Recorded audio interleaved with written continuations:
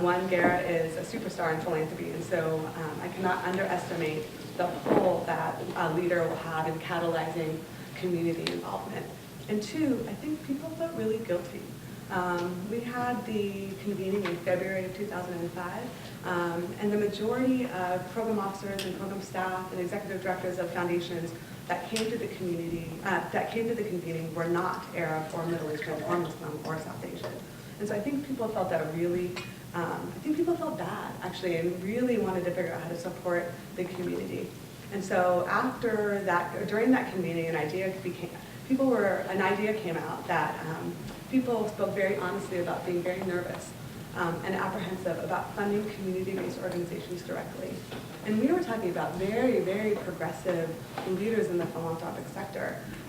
But I think that we had created some sort of safe space where people started to talk about their fear about funding Arab, Middle Eastern, Muslim, and South Asian nonprofits.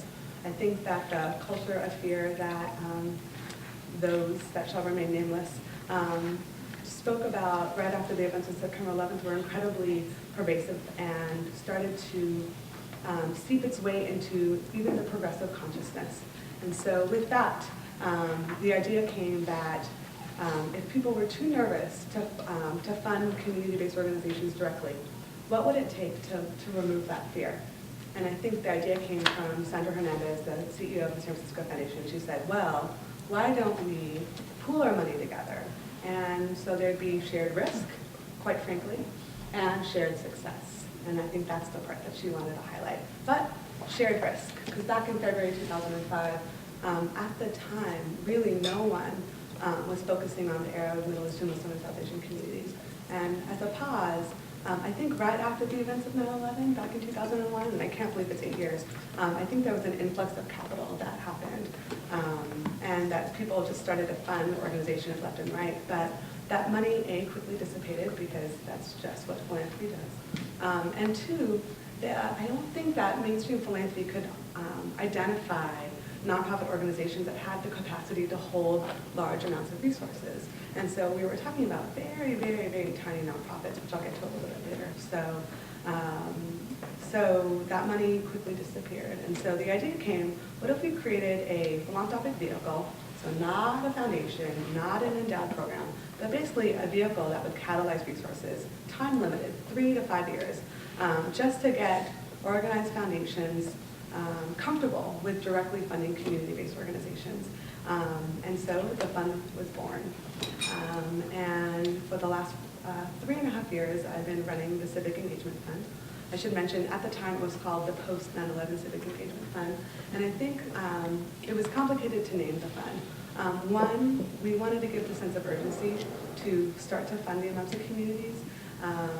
Two, we also recognize that the community has had significant challenges that predates the events of September 11th. And so we were grappling with how do you make 9/11 a catalyzing moment, but also how do you honor all of the good work that happened even before the events of 9/11. So the compromise was, the first year we called it the Post 9/11 Civic Engagement Fund, and the second we called it the Civic Engagement. So that's a little bit about the history. So we've done 2 cycles of grant making.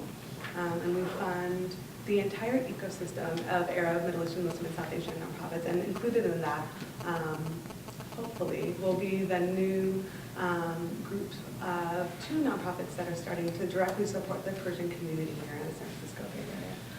So the grant program, the vehicle is to, one, give modest grants. So tiny, tiny grants, $10,000. Sometimes that's big depending on who you're talking to.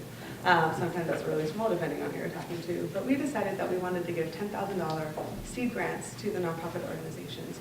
One, because $10,000 we felt was a good amount.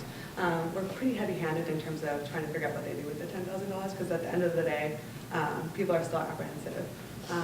Two, with those grants, we organize quarterly convenings where community-based organizations come together to share best practices, to learn from each other, and to have some professional development opportunities.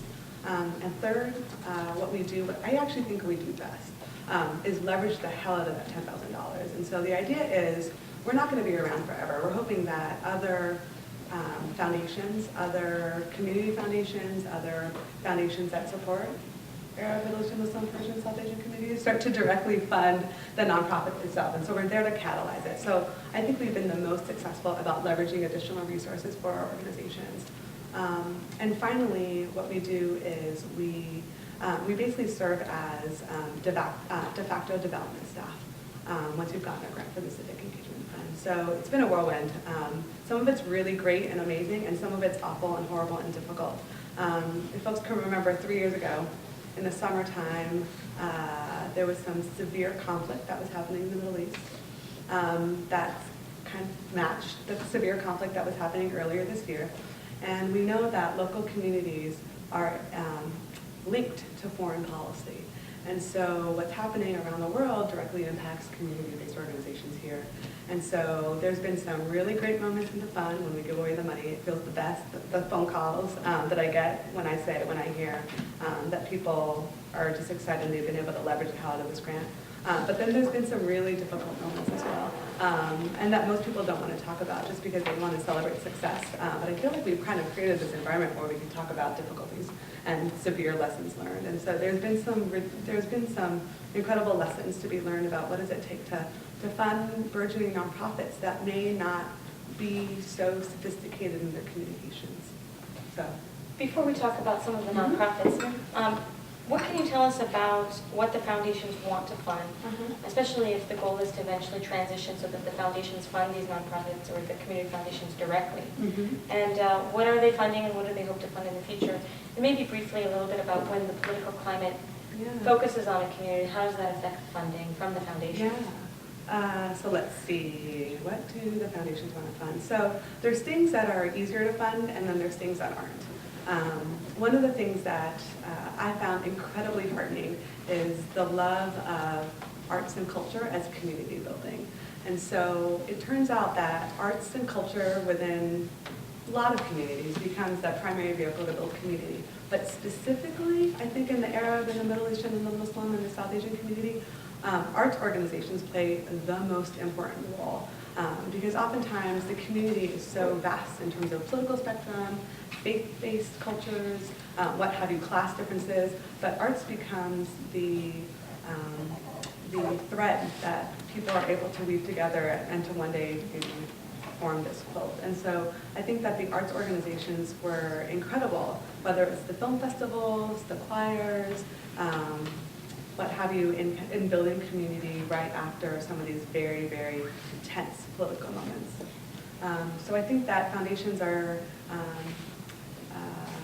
more open to funding the arts organizations, but like I said, some of these community-based organizations are awesome and they're incredibly scrappy and they're activists. And when you've got scrappy activists, sometimes the communication isn't, I don't want to use the word sophisticated so much or elite, but really it's not so sophisticated. So the things on websites, sometimes I'm like, really, did you have to put that on your website? Because other people are checking out your website and then you do due diligence and then the next thing you know, the Ford Foundation is going to be, knocking on your door asking you to sign a certification clause saying you're not a terrorist.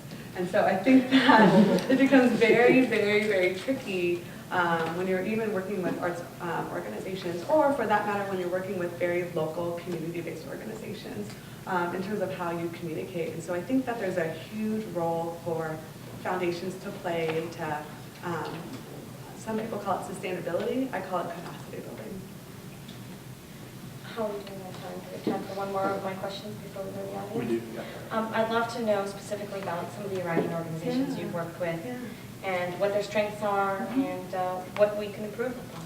Yeah. So, I have a little bit of I've got some bits. So what's interesting is that the Iranian, Persian, Middle Eastern nonprofits or organizations that are serving the community are not very different than the other Arab or Muslim or South Asian nonprofits out there. When I first started this work, like I said, it was an experiment. What did I know?